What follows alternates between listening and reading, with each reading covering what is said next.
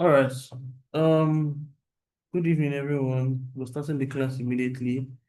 Anyone that wants to join can join from now. So, good evening, everyone. My name is Obuso Ezekiel Messi, and welcome to yet another wonderful class.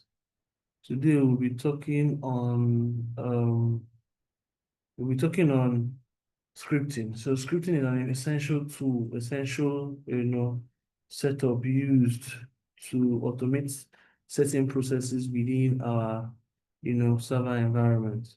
Last class, we have emphasized all the client commands, running commands, checking this, pinging this and that.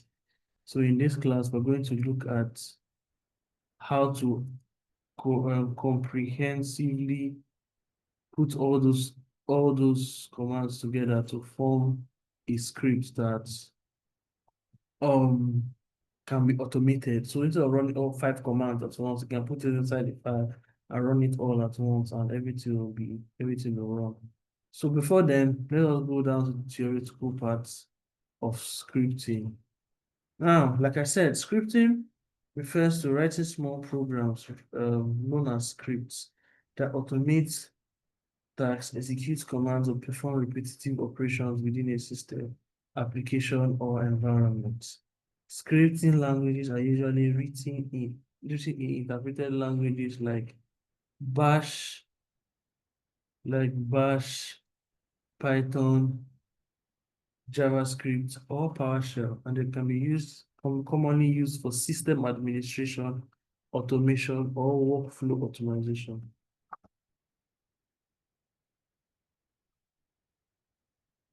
So yeah, from what you can see the script by the right of the screen. This is a typical example of how a script looks like. A typical example of what a script looks like. While we're going into the class, I'll explain it further. From the top to the bottom, it may look complex a bit now, but as you get advanced, as you get familiar with the whole scripting process, you would understand it better and know how to utilize it. So,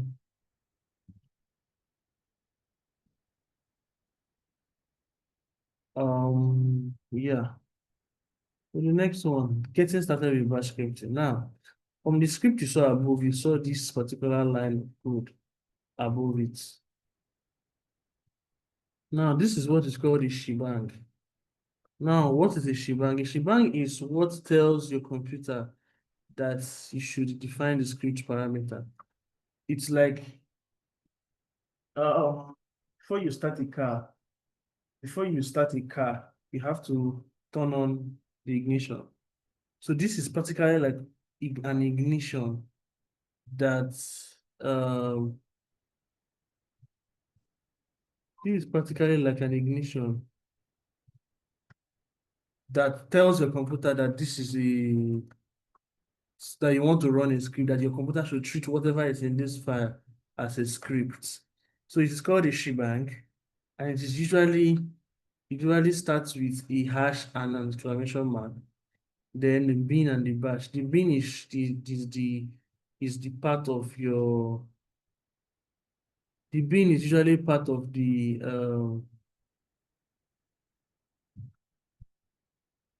like I said, the bin is part of where your installation processes are, and then to show you bash. So bash is saved in the bin folder. So it is used from this now, it is referencing the bash. It is referencing the bash I saw to use it as an interpreter to interpret whatever script is going on here. So yeah, this is an example. Bin bash I say shebang. This is shebang. Hash. I'm trying to remember this sign. Hash exclamation mark. Yeah. Hash exclamation mark /bin/bash. That's the first thing. Then you do echo. So echo is like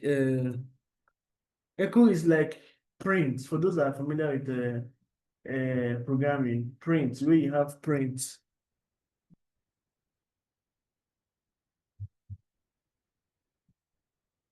So yeah, the way you have print, so echo hello bar. So this is like a very simple script that you can run to test the whole setup and all.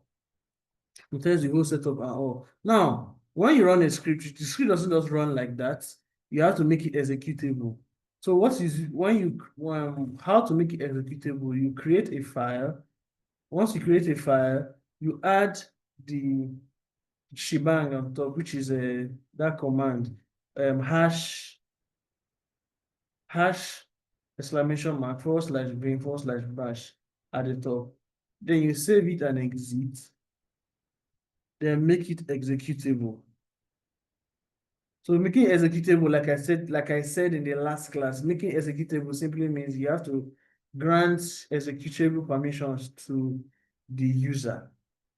This way looks different. When you see +x just generally refers to the user. You don't need to put the u in front, or you don't need to make it like a 700. So this is also equivalent to 700 chmod 700. Well, +x is just to add the executable function. Like in the last class, we had arrow wx. So if you are not familiar with all those patterns of doing the numbers, you can just put +x or -x to remove the executable, plus arrow or -arrow to remove the read. But it only reference the user except if you're not except you're explicitly defining it. So u plus x is to add the executable to the user group. G plus x is to add the executable to the group. Then O plus X is to add the executable to the other. But I feel I will explain it probably when we get to the hands-on. So yeah, then you run it. When you want to run it, you put when you want to run a script, you put // then the script name. So this dot now will show you there's something that you need to execute. Then // then the script name to run the particular script. Now running bash commands, echo print text. Now e.g. echo welcome to bash scripting is a very simple stuff. These are commands like you can add to your script, pwd, ls. Pwd is, like I said, print working directory. ls is list working directory. ls is list working directory. cd is change directory. cd is change directory. Then cp copy, mv move, and rm to create, like I taught in the last class, for file management. All these commands are commands that I add to the bash scripts to make it work basically. So next one, they are variable. Now, just like in any programming language, they are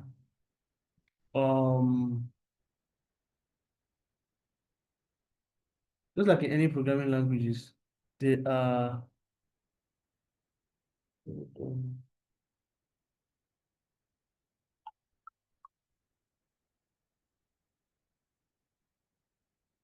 okay, sorry about that. Just like in any programming language, they are variables. So variables is used to store temporary data on on that process that's running the script. So if you have a particular thing like your age that you want to put in multiple parts of the script, but you don't want to just keep on putting, let's say 25, 25, 25, 25, 25, 25. You can just store it in a variable and then reference that variable whenever you want to call out your age in that particular point. So it's easier for code reusability. That's the English they call. So yeah, the same thing you can do for string. I think I touched on this thing a little bit in the first class, where when you want to declare a string, when you want to declare a name that is not a number, like I don't know what they call it, a like a name or like a word or something. you put it in curly braces. So name equals to John, and then age equals to 25. Now, echo. Once you echo, you put my name is, when you want to now reference this name, you do $name, and I am $sign. So this, whenever your compiler sees this $sign, it now goes to look for wherever the age variable is declared, and then puts it here instead. That's why when you run this code, what you see is my name is John, and I am 25 years old.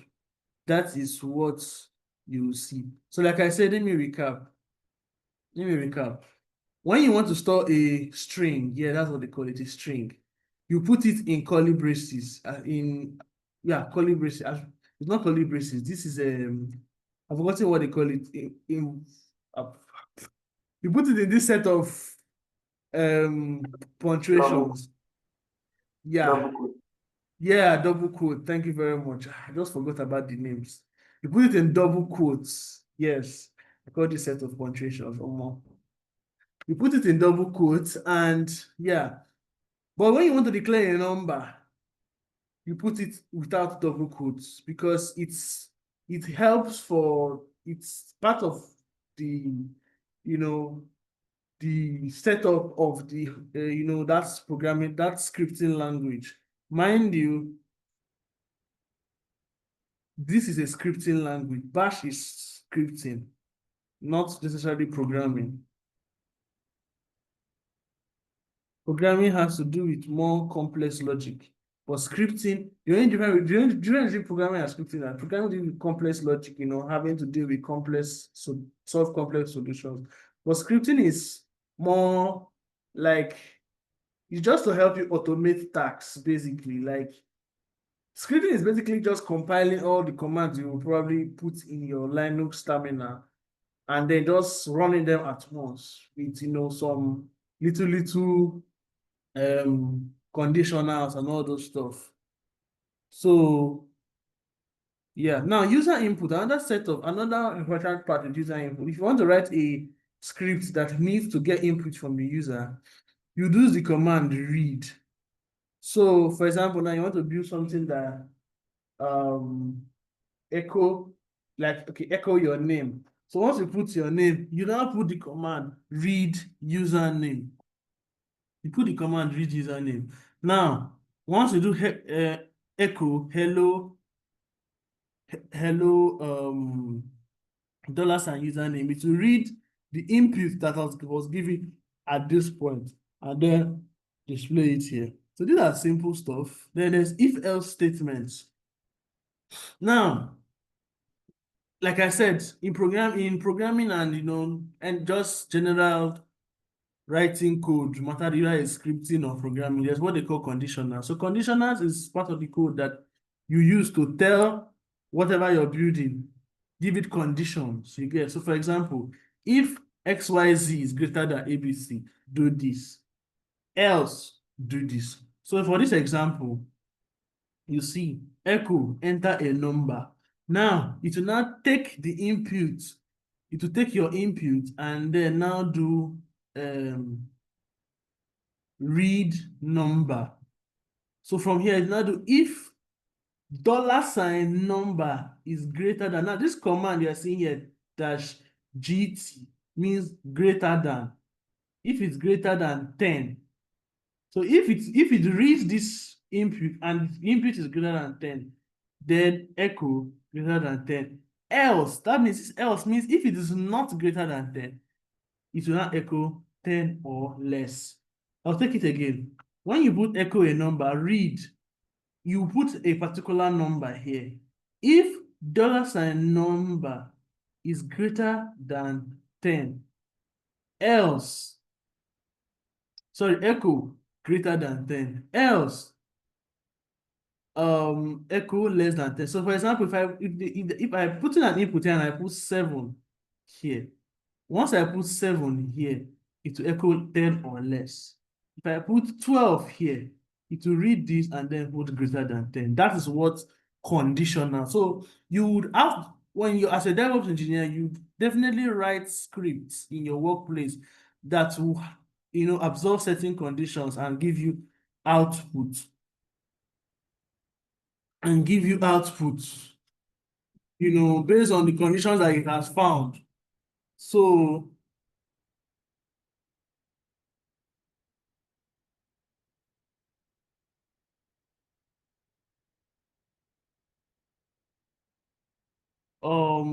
yeah, basically. Now there is the comparison. So this is just basically, I explained the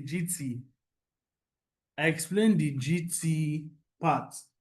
This is greater than, so this is dash equal to, so just, it's something that you just put in your head, basically, if you're writing complex scripts that, you want to do some arithmetic or you want to do some stuff.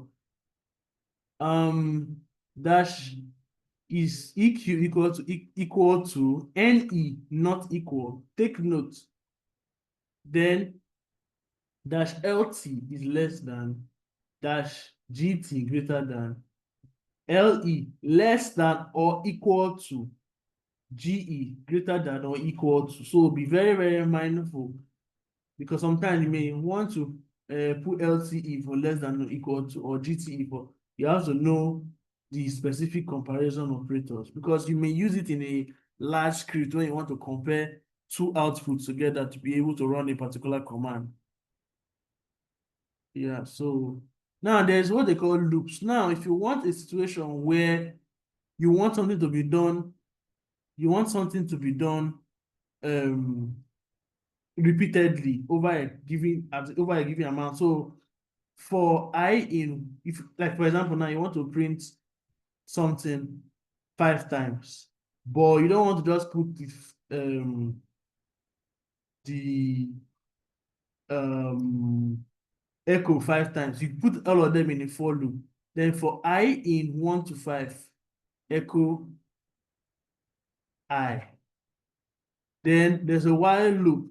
The while loop is a kind of script that it keeps on running until a particular point where it will stop. So for when one count is less than 5, echo count. So when you put, if you set the count to 4 now, it will count, it will echo count equals to 4. So it's like it will keep on running. So just like in English, while this is less than 5, do this. Yeah, so here's one, count is less than 1. And this is like an increment. So for this increment means that once it counts, it will update count to 2. Then it will now run the command again. It's still less than 5. It will do plus plus. It will update count to 3. It's still less than 5. It will echo this. Plus plus to update count to 4. It's still less than 5. It will run this command again. 5. Then now when you see 5 is less than or equal to 5, it will still run the command. Then if it now does this plus plus again, it will change count to 6. It will now show that, okay, it's no longer less than this command, then it will now quit the script. That's basically what a while loop is for. You get? So that's basically what a while loop is for. The while loop is a command that is something that, unless a particular condition is stated to terminate it, keep on doing it, basically. So the conditions now are usually declared within this square bracket, and once this condition is met, if this condition is not met, keep on running whatever is inside here. Now, this is very, very, very, very tricky loop, because you can be in a situation where you can provide what they call infinite loops, and the thing just keeps running.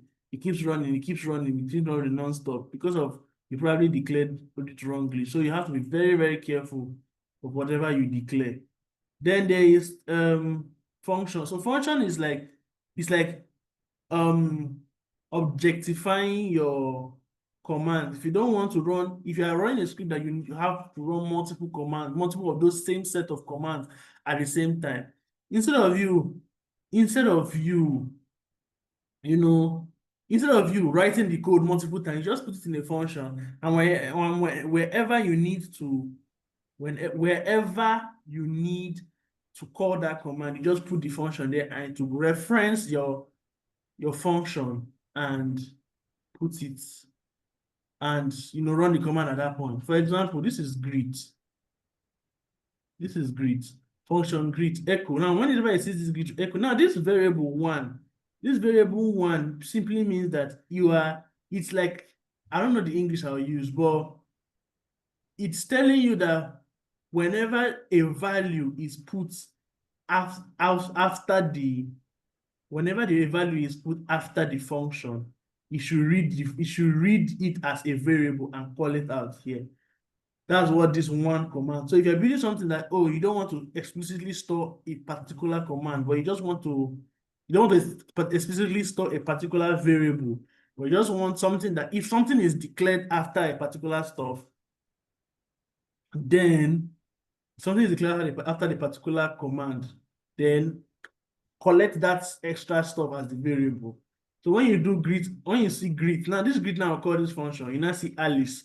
This Alice now it will now be tied to here. So what it to echo is hello Alice. So that's basically what the function will. But generally, the idea of a function is helping you to remove, redundant like code that is repeated. So yeah, if you for those people that write code, they understand this, this concept very, very well. Now, task scheduling. So now you may not always be available to run your scripts. You may not always be available to run your scripts. You get. So for situations where you are not always available to run your script, you schedule those scripts in what they call a cron tab. So what a cron tab does, a cron tab basically it's like a scheduler on your server that whenever this particular time reaches, it should run this particular script. Now, this is very, very useful for if you're managing a server and you need to do constant backups by midnight. You will not always be, in as much as even if you try your best, you will not always be awake by midnight to run the script by yourself. So this is where cron tabs come in. Cron tabs are very, very useful because you can just set it and at that particular point, and it will keep on running at that particular time, it will keep on running and non-stop. Now, this is a setup. Now, this first star you're seeing by the left end is for the minutes. So it's for 0 to 59 minutes. So if you want to run at a particular minute, but by default, your cron tab will run, even if you don't specify anything here, it will run every minute. That's how it is by default. But if you not specify, so this is like for minutes, 0 to 59 minutes. So if you now explicitly want to specify that at the 50th minute, it doesn't make sense, but at the 50th minute, you run the script. Then this is the hour. If you want to run it, every hour, you can just put 2 here to make it every 2 hours. You get. Then if you now put, let's say 40 here and you put 2 here, it will be every 40th minute of the second hour, something like that. You should run this script. So it will start from that point where you declare the script. So if you run 1 hour and then it runs 2 hours, at the 40th minute of the second hour, it will run the script. Then to start again, it will run 1 hour, it will run 2 hours. At the 40th minute, it will run the script again, like that. Then the third line is for the day of the month. So if you want to now declare that, okay, on the 15th of every month, you should run this script. Now, what it will do is, on the 15th day, if you do now, let's go back. If you do 15 to 40, on the 15th day, it will count 2 hours. And then on the 40th minute of that second hour, it will run the script. When you run the script, it will pause. And then it will count 15 days on the 15 on the 15th of next month, you get run the script again. Then, like that. Then this second to the last one is for the month. So if you want to declare a script at a particular month, so if you want to run the script every April, on the 15th, every April, on the 15th of April, on the 2nd, every 2 hours, 40 minutes, you set it. And then the day of the week, 7, 0 to 6, uses 0 to 7, which is Monday to Sunday. So Monday is 0, 7 is Sunday. So let's just say you want to run a script every Sunday night. You do 7. You do 7 here. Then you do 7 here. You do 7 here. Then in this part that is minutes, you now do 59 or something like that. You do 59. Yeah. So you do 7 here and you do 59 here. I think I will need to. I won't run the script, but when we're doing hands-on, I'll show you. You do 7 here and you do 59. So it tells you that every Sunday on the 59th minute, 59 is practically midnight. So on the 59th minute, you run this script and it will run. So, or rather every hour. I don't know how to explain, but you get the stuff. Yeah, so reading a file line by line. So if you want to run a Sir, command, please, there's one you didn't explain. No, read so I didn't a explain the file. error. You didn't explain the array. While read line, do No, you didn't explain the a array. line. So you Sir, can please, type you did not, attach this to sir, a go back, particular sir. file You didn't and explain it the will arrow, read sir. Please, sir. the file line by line. So this is basically what, so either we to do all those cards and all those stuff that we used to do, head, tail, and all those stuff. You just put in a script and to read whatever you want to do. Now, there's what they call appending and writing to files. For example, you don't want to immediately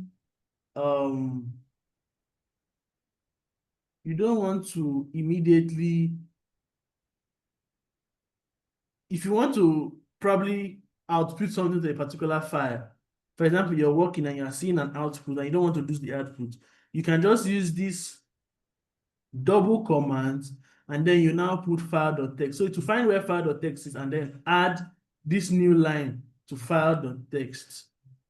You understand? So if you have line A, line B, line C, then you now have this new line, let's say line D, but you don't want to lose, you just want to add, you want to just immediately add it to this new file from the script.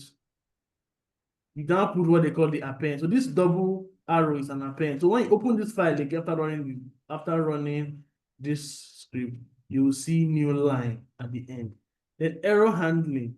So this command particularly tells you if you're trying to install a particular software or a particular package, and then you want to check if it's installed, then you run this command. So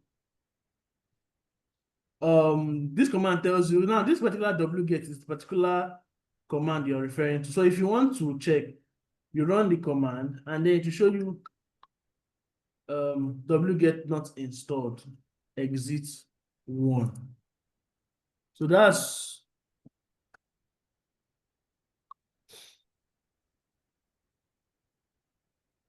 so this exit one means that there was an error. It just basically shows that wget was not installed. So when you're running this command now, once you put exit 1 here, exit 1 tells your system that, oh, there's something went wrong. So it will flag, when you run the script, flag it as, oh, that setup was not installed. Basic. So your computer will read it as a problem, not as it's successful. So not as something that was successful, you read it as something that was an error. That's what you do when you're trying to write such script like that. But if you're trying to check if the particular wget is installed, you now put exit 0. So you put like, oh, wget is installed and then exit 0. Now this particular command is for not. So it's like a negative, a negation. It's basically like a negation. So it's showing that, or if this command is not installed, so you put a negation here, then echo the question and then exit it as an error. So this command will be very, very useful when you're doing a lot of system administration tasks and you just want to check if it's actually working. So far, any question?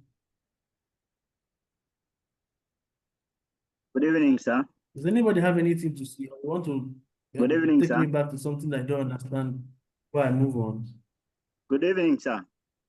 Please ask. Sir, please, can you hear me, sir? I can't see the comments, so please unmute your mic and ask if you want to ask. Sir, good evening. Can you hear me, sir? We are asking, I can we are just see that the answering. comments are increasing, but I can't Hello, see. sir. I Sir, can't can read you it. hear me, I'm sir? sharing my screen. Please, Sir, is no can one you hearing me? hear us? We People are can still hear adding you. comments. Sir, please, sir, can you hear us? Can anyone hear Yeah, me? we can hear you. We can hear you, please. Fatima. Can you hear us, sir? Oh, okay. I can hear. Can you hear me now? Yes, You sir. have not Yes, been sir. listening. You have not been hearing us. Please. Oh, Okay, sir. okay. Shout I had to go back. sorry. Go back. Sir, please, can you go back to slide 8? Oh, so I'm very, very sorry. I Yes, had to sir. readjust my headset. I was not hearing anything from my headset, but were people hearing everything I've been saying so far? Yes, we have been hearing you, just that you have not been getting us because we have been trying to engage with you, sir. Okay, because I was like, my headset was sorry. I had to readjust my headset. I'm sorry, but I can hear you very now. So this is slide 8 here. I forgot to add these arrays. Sorry about that. Yes. That's Thank the you one we for wanted to draw your attention to, sir. thank you. So now this is array. Now in an array is like setting variables to multiple options. You get so if you want to set a variable now, instead of just you want to do multiple, but you want to like select, for example, now you have a variable that contains multiple options. You want to now select from the option to use and run your script. You do first fruit equals to fruit and 0. Now in array, general programming setup. In general programming setup, an array starts with 0. So if you want to identify anything within an array, it always starts with 0. So when I do fruit, which is this is fruit, and then 0. So this 0 now is picking apple.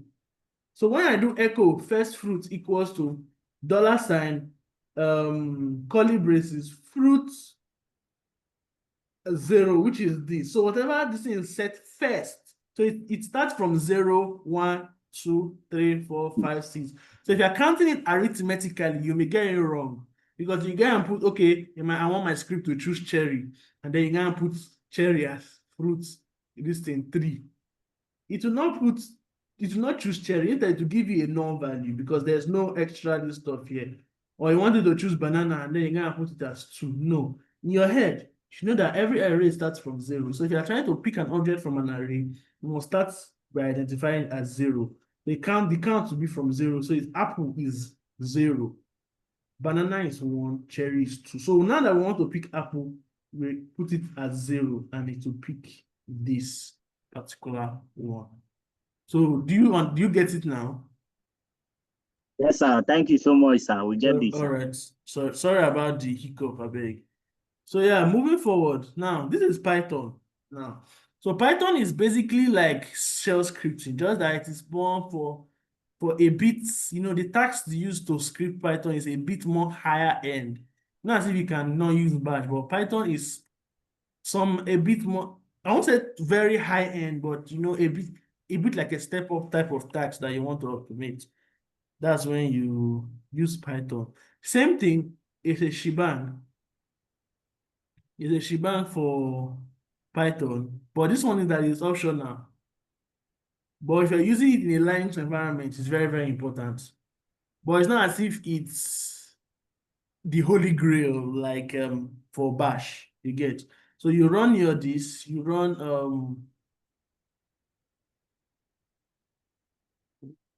you run this command and can you hear me? Sir, we can hear you, Yes, sir. can hear you, sir. Okay, so yeah, then there is the imports.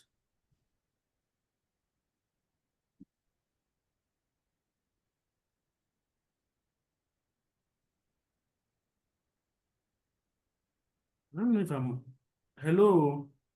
Hi, sir. We can hear you, sir. I don't know my sir. okay, We can. okay, okay. So then there's import. You import you can import some particular libraries. You can import libraries that you can work with, and just generally for your script. So using the import command. So if you want to work with your operating system library, you import it, and then you can use it basically in your code. So we will not reference Python today. Python will be for the next Friday class on Friday. But yeah, let's continue.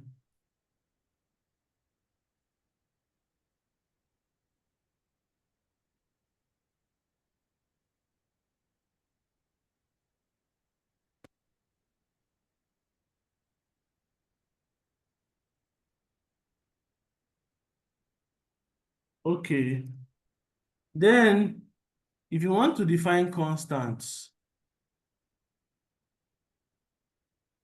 you do API URL, and then you put it here as well. Constants are just like strings. So you also put it in double quotes. I think that's the English the guy used. He used double quotes. So you put it there as well. Double quotes. You do double quotes. And then timeout will be 5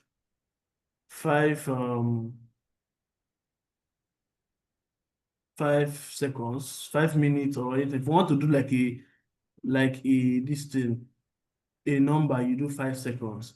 Then function is practically the same thing, the same setup, the same idea with shell. It's the same idea you use for. Can anyone see my screen? Yes. Yes, sir. We can. Okay. I don't know, for some reason, network is just trying to mess with me. So, but thank God. Function is the same idea, just that the only difference with this is that you use def. So def is the definitor. Like if you want to define like a function, you use the command called def, which is def.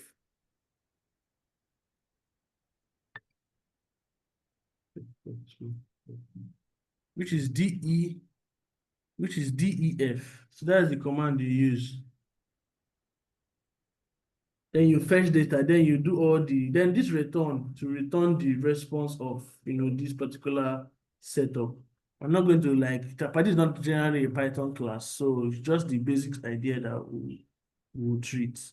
The sole purpose of scripting in this session is shell. So Python is like an extra knowledge because it's more for high level, but the task I'm even going to send for the week is mostly on shell. I'm not giving anything on Python, but like I said, what we work on is shell, basically. Python is extra knowledge that you can, build on. I personally don't use Python as much in my day-to-day tasks because I'm not doing as much hardcore stuff that, for me it's hardcore that I cannot use Bash. But most of the stuff I do is mostly Bash scripting. Bash scripting. So that being said, then this is the main execution block. If you want to control your script execution, use the main command. Then it's error handling. So the same way you handle errors to ensure that your script does not crash, use what they call the try catch. So this is the try command. You run the result as data except. So you do try. So it will try this and then accept request exceptions as E. Then to print out an error for you. So there are specific tasks that you can, that you can do with Python. You can still also do it with Bash as well. Or you can use Python to move old logs to an archive folder. So for if you're working on a setup where you're working for a setup where you're dealing with, you have a lot of logs and you want to move it, you cannot start moving all of them one by one. You use scripting for that. Then if you want to compress log files, you can check the date of the file that was created. You can write a script that, oh, if XYZ was created at a particular time, or rather lower than this particular time, you compress it. That is where your conditionals, your skills in conditionals will come in. Then you can pass logs, you can monitor file changes in a directory. So you can write a script and deploy that for every time a file is added to a particular directory, it should, like, echo that file or just do something just perform an action whenever a file is run into that folder. Same thing you can do for system monitoring and automation. You can use scripting, you can get, I'm supposed to even name it just scripts, not even just Python, because you can do this with Bash. You can get CPU, memory, and disk usage stats. You can monitor system uptime and send alerts if downtime occurs. You can track running processes and kill a specific one if needed. And then you can automatically clear files and backup. So these are just basically stacks that you can do with scripting, as part of automation, basically. So yeah, is there any questions so far?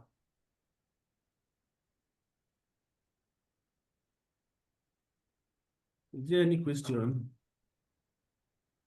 Oh. This time nobody is talking, so it's not be like as if I've not heard anything. Is there any question?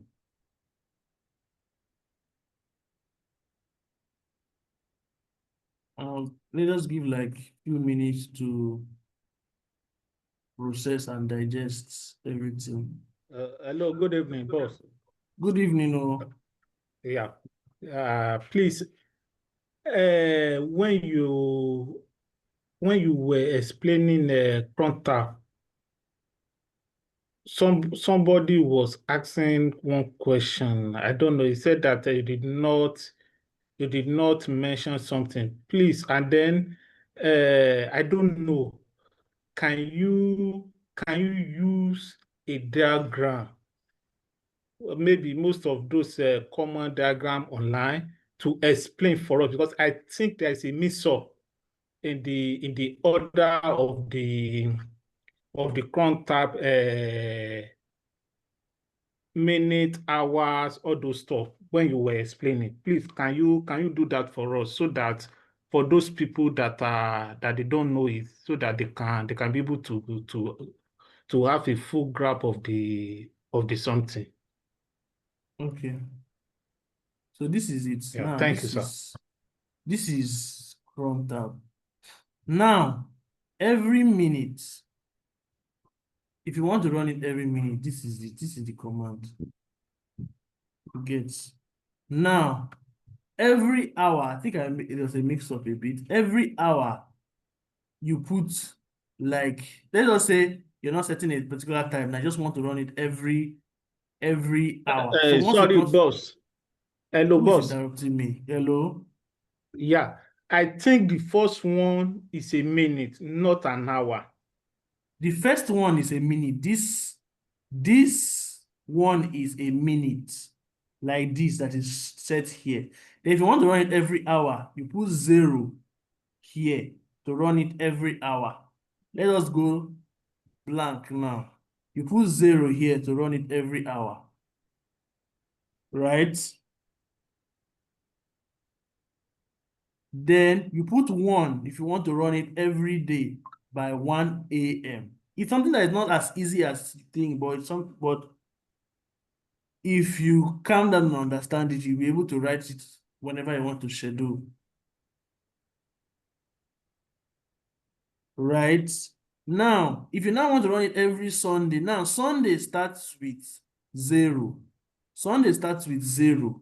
So you put 0 here every Sunday by 5 p.m. You put 0 here, which is here, and then you put 17 here.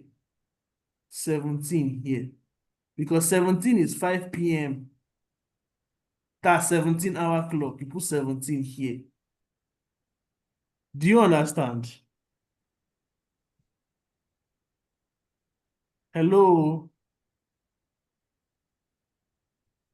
Yes, I'm with you, boss. Do you understand? See, it's something that after the class, I'll give you like a cheat sheet. I'll drop like a cheat sheet on the, or I'll look for it. I didn't think of bringing it, but I'll look for a cheat sheet and then I'll drop it so that you then at the end of the script, you now put the path to the particular script and then it will run the script consistently.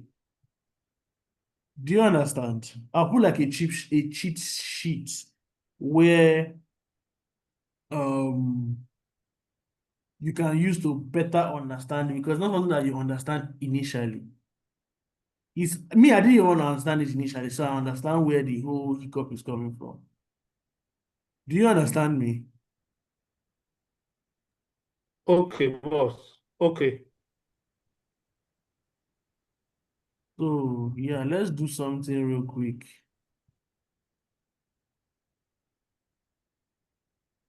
So let's go back. Let's see this thing. Now for a situation where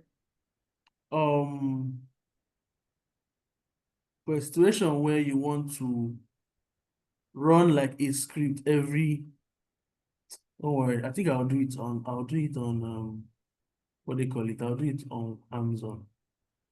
Because seeing is believing. Okay, now this is a simple script. Now this is my Vagrant server. Clean. We'll now do, let's say we do vi my scripts dot sh. So what we need to do next is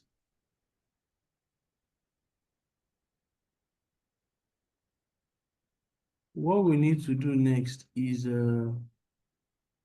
do you call it? I've done the shebang. Yeah.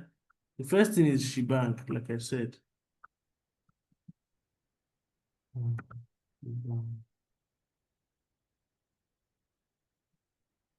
Beam bash. So first thing we need to, let's write something very simple. Very, very simple. So let's do greeting. Greeting equal to hello. Let's just do this.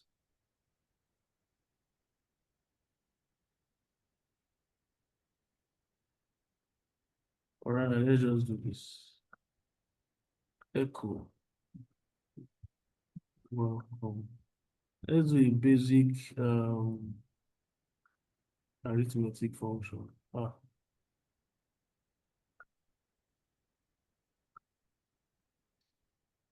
Now, one thing you should note is you can use single quotes or double quotes, but be careful, because if you use single quotes here before the W in the welcome, and you now want to write something like less inside, you get these quotes counter the single quote that you put here.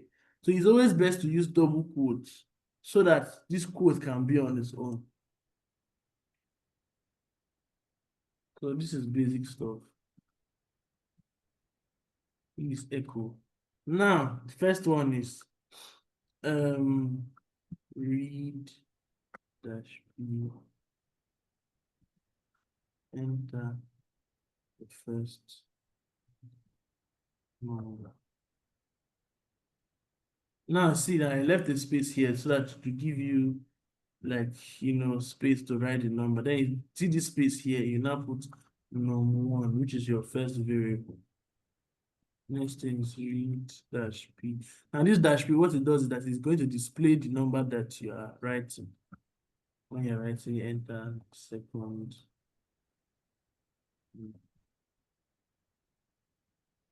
So this is basic arithmetic. So now, let's write an if statement. Now you see if. Then when you want to write an if, you do a this. Now this command shows that the particular variable that you are putting in is not empty, because sometimes when they say enter the second number, you just leave it blank. This particular -z checks to ensure that that's that read, that input is not empty. You get. Then you put now, you now see $sign num1.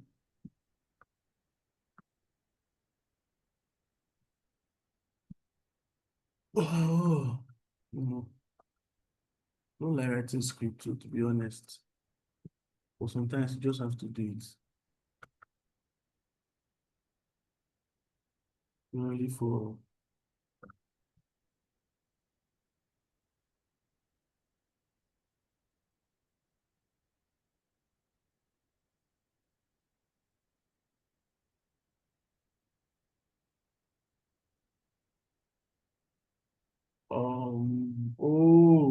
where is this? Am I saying the where? My keyboard that has confused me. Now see, you now put if this num1 is not empty, or now this is, or these two slashes is or is like the or command, so they're like commands basically. Then this one, you put a semicolon, then you make a new space. Now notice that in the new space it has created a like a, what they call it, a gap here. It's basically indentation stuff. Now you see echo 1 or both inputs.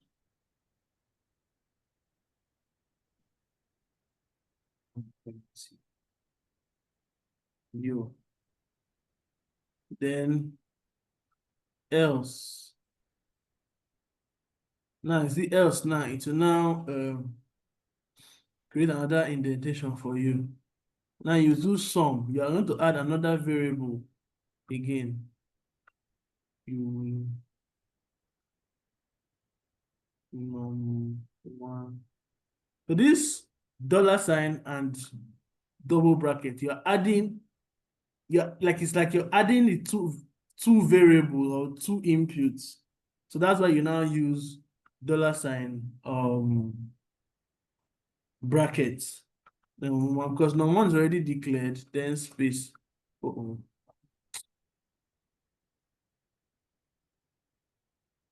That's one thing with scripting that pisses me off. And just threw you off.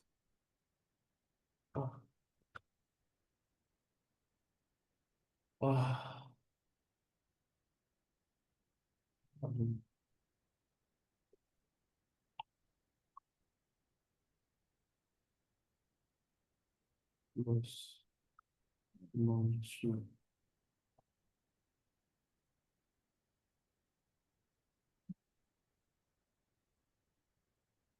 The sum of, you see now, sum of $1 and num2 is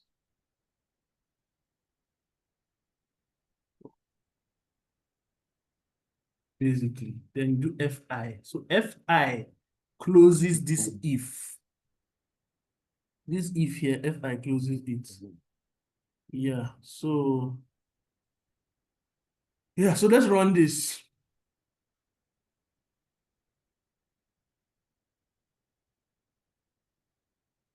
Now we'll close it. Close this. Now we have a script, but if you check, the script is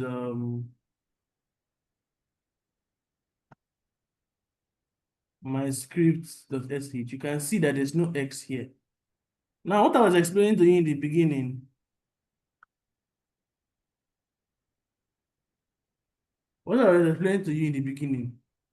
is if you now want to add a script, normally, like from the last class, what I thought was chmod 700, which is still valid. You get chmod 700 is still valid. But in a situation where you don't want to just add chmod 700, you just in a situation where you don't just want to add chmod 700, what you just do, you can just do plus x. So what plus x does is that it reads plus x reads so this plus x, let me do it plus x. So plus x now, it will go when there's nothing here, to assume is the user, then add the executable. You can still do the same thing for plus w or plus r if they are not set, but this one is plus x.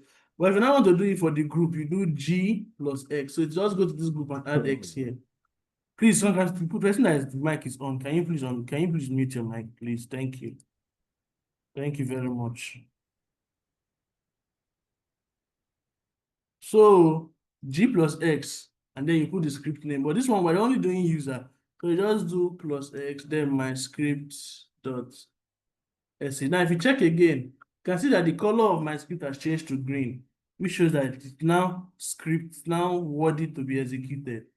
Now, what you now do is you do // my scripts dot sh.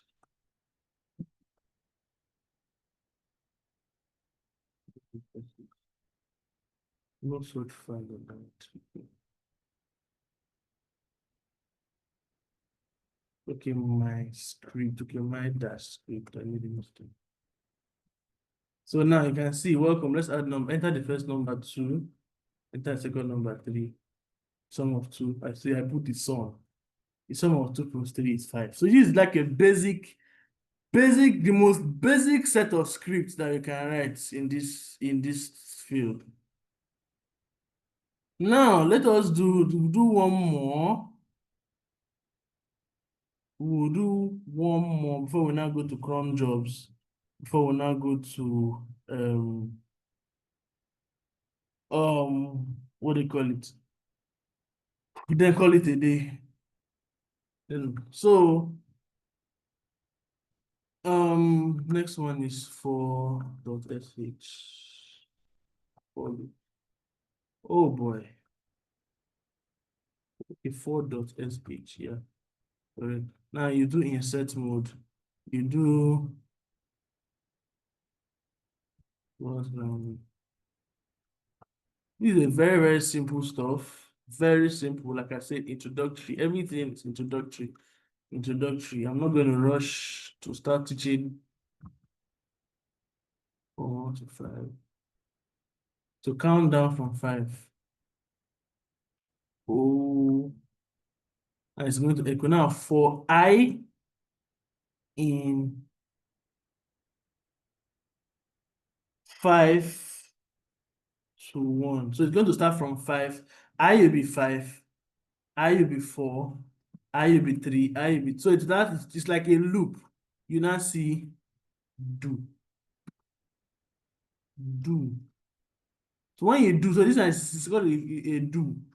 That's telling you to do when it has fulfilled this particular criteria for I in this, it will now do echo to that side I.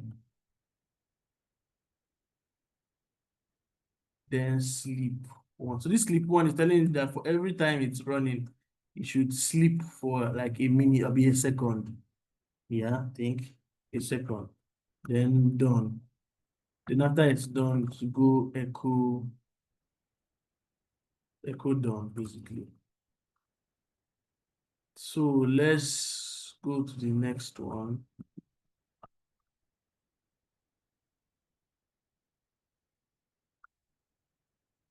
Same thing, chmod xx for sh.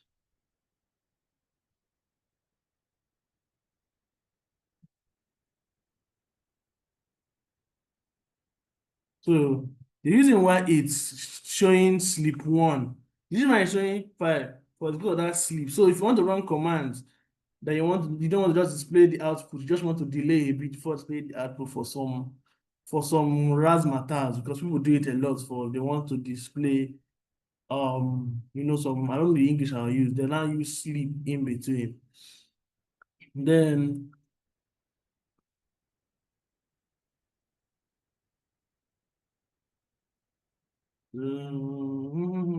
so Omo. So now let's write one more script. Let's write one more script. Now this time we're going to write a script that will check if a particular folder exists, and then if it does not, it's going to create the folder. So let's go. Let's try this. VI. Hold on.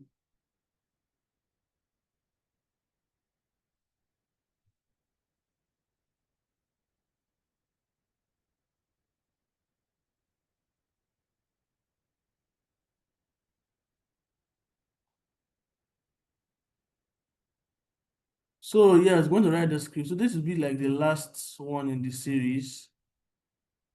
Yeah. So VI SA folder .sh. It has to always be in .sh, by the way.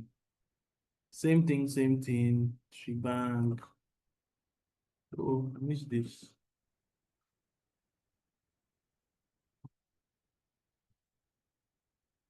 Read dash p.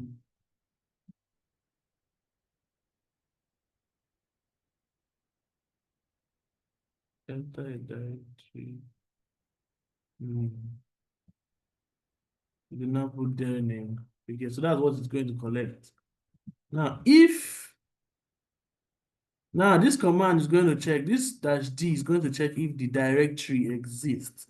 The last KodeCamp class, I gave this particular task as a test as part of the task, but this time I'm doing it in class. And not KodeCamp, by the way, the last DevOps class I taught. And you see echo directory. It's going to echo directory. Now you see the name. Oh, the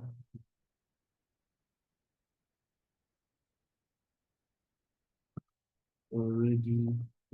Be careful about all this double quote too. Be very careful because it can mess up your script if you're not careful. Now, else, you can see else, we now do mkdir, which is the make directory that you're used to. And make their name. So it's now that name that you put, it will now make directory. And then now change mode to 777. I made a mistake. Would never look at it for me. Their name 777. Their name.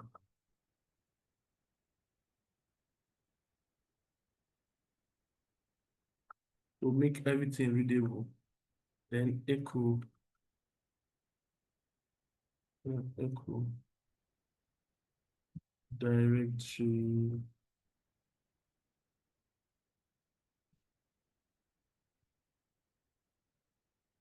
Their name.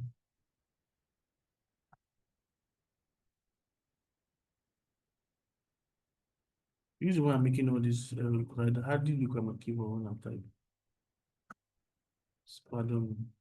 So yeah, this thing is clean. Now this is a very, very, very, very sweet script. When we save this, we do the whole thing again. Chmod.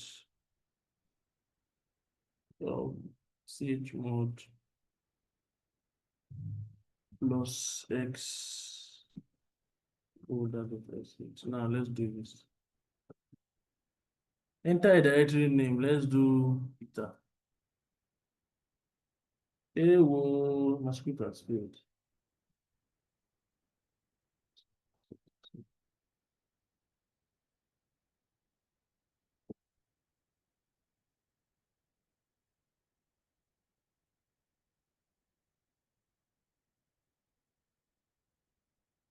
What's wrong with this script that is failing? Yeah, I'm not understanding. Oh, that's why. Okay. Else. MTDL.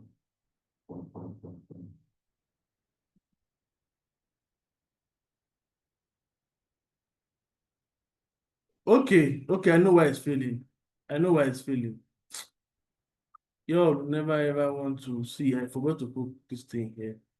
That's why it failed. I guess. You know, that's one thing with this whole thing. Let's just see each one of them.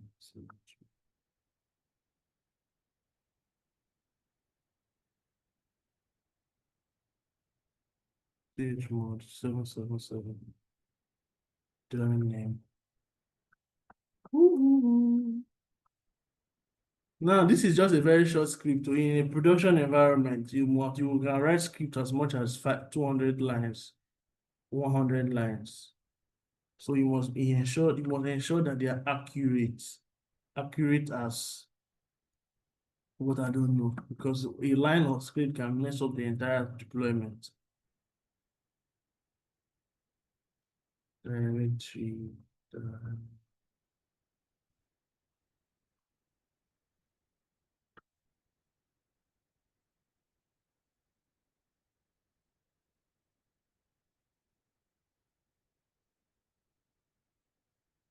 FI. So yeah. Oh boy, please work in just no. Let's go. Oh, so for the enter directory name Peter. Directory Peter created. You can see that it has created. Now, if you do ls, you see Peter here. Now Peter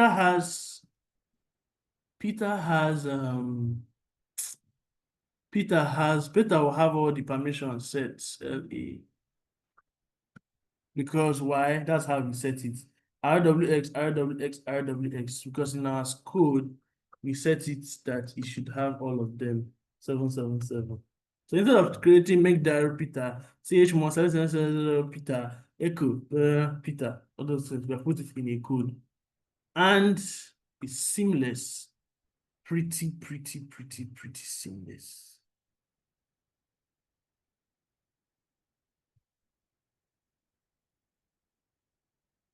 So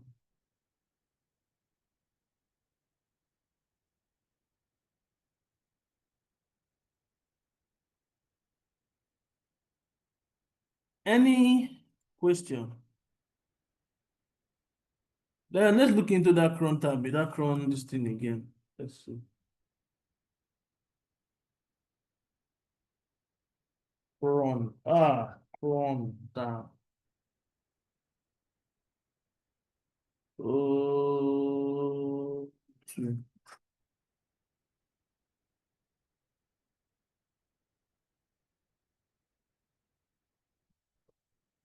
now,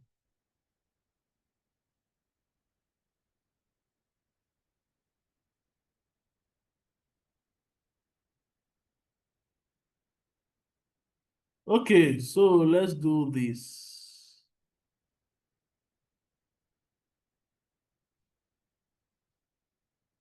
If we want to set a backup script to run every day by 2 a.m. Now it's even here, Seth. You can see it here. I don't even need to talk too much. You can see our date of month,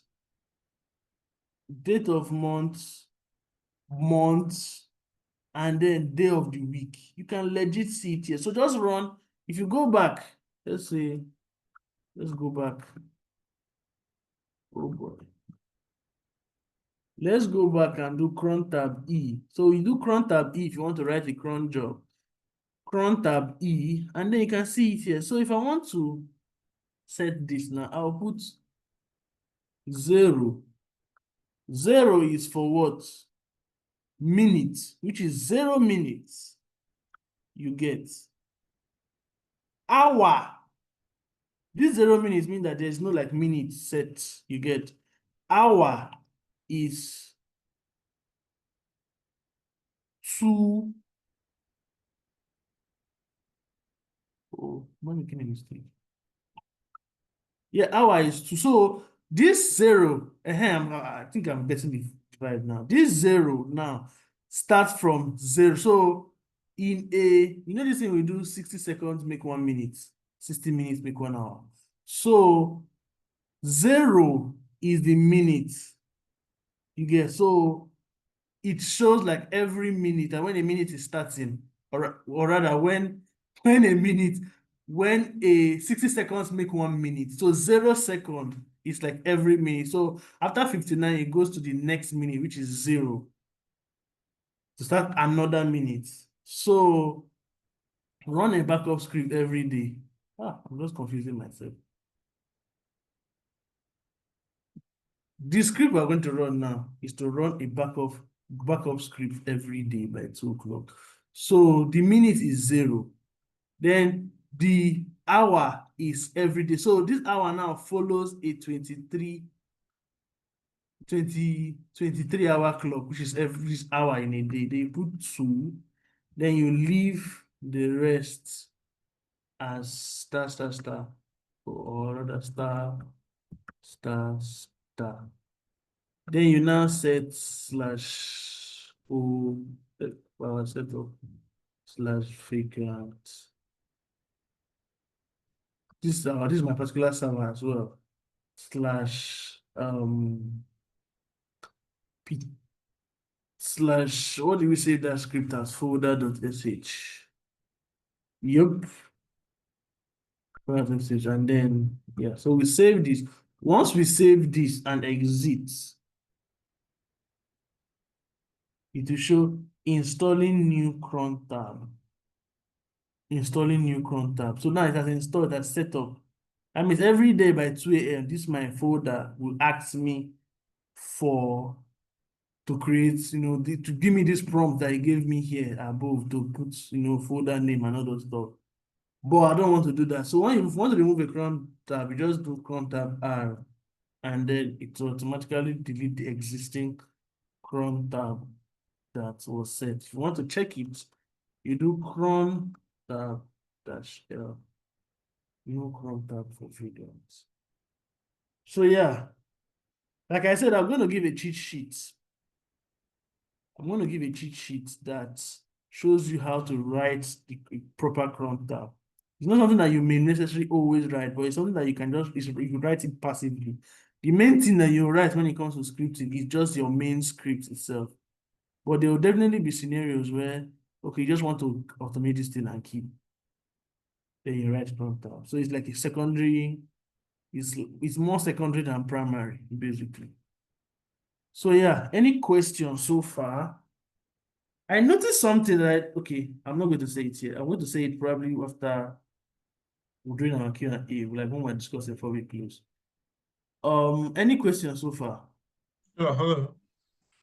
Good Yeah. evening, sir. Yeah. Good evening. Please, can you hear me? I can hear you very well. Yeah. Good evening. Good evening. Yeah. When you did the vi folder.sh and you clicked enter, it took you to a tab, yeah? Yeah, So that's the tab, Vim, the text editor for my Linux, yes. yes. So when you go there, how do you put that insert and to be able to Press write? press the I button. It's not working on my own because I've been trying to press all those things. It's not working. So go back to your terminal and then put put vi.folder.sh. Once it opens, press I. Once you press I under, you will see insert mode. You're probably just pressing a lot of buttons at the same time. Okay. All right. I'll try it and let you know. Yeah, Thanks. okay. So Alphonsus, good evening. Good evening, sir. Can you Yeah, hear me good very evening. well, sir? Yeah, I can hear you. Okay, sir. So when trying to, just for example now, the way you remove this cron tab now, the one you just installed. Now, Yeah. you were trying to remove it, but you forgot you needed it. and by mistakenly you removed it. Is there a way you can call back? You can call it back now. Just do the same cron tab E now. Cron tab E again. It will create All right. it. See, to start from the beginning. And then you create it again, and then it will install it again. Once you remove it, mistake. Now, once you write a new cron tab, let's just say, let's just do the basic one. Star. And then we'll now put home. Let's see. This is the folder we created now.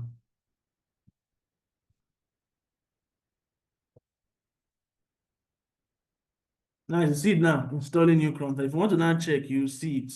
That should show you the list of the cron we just created. And then it will show you -L. So if you want to now remove it, you do the same thing, cron tab that R. Remove it. We do cron tab that L again. No cron tab for vegan. Hello Bash, good evening. Bash raised hand. Bash, good evening. Oh.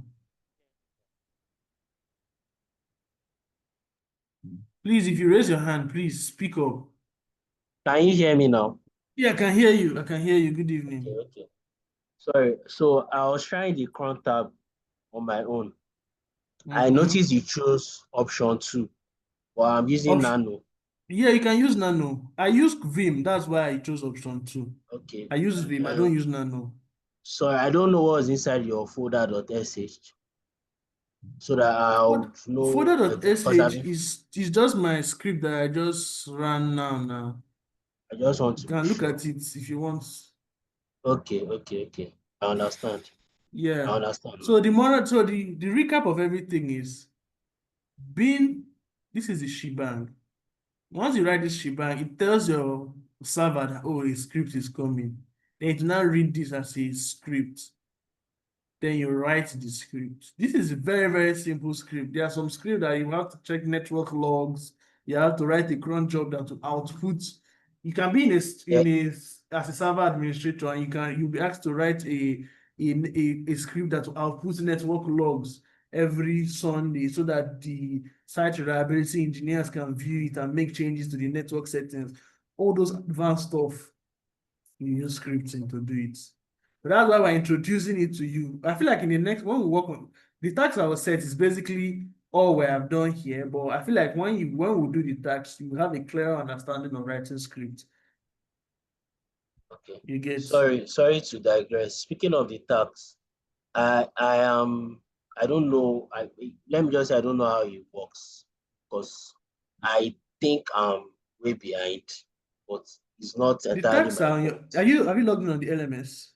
I've logged in on the LMS. You can go to the tax tab. Format tax. Which format tax? You have not passed the format tax now. That's why you cannot see the new one. I did a GitHub tax and I sent it. When did you send that? That's 3 days ago. That was on Sunday. On Saturday. That's the tax 2 or tax 3. I've posted 3 that was tax there. 2 after the grades.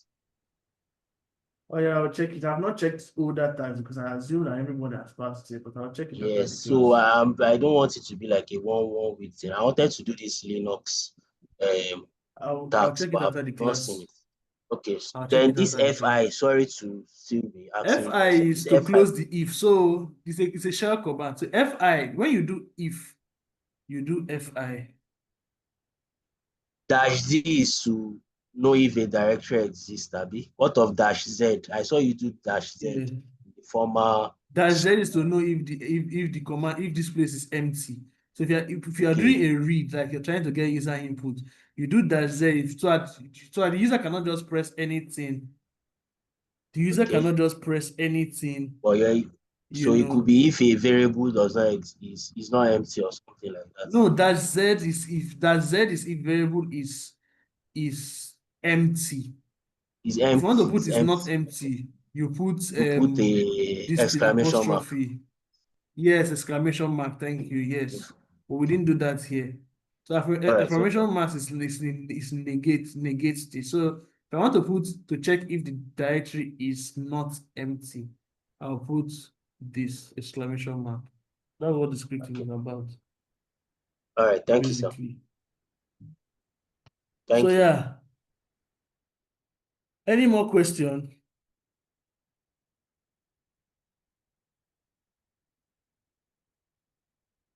Name me as usual. Name me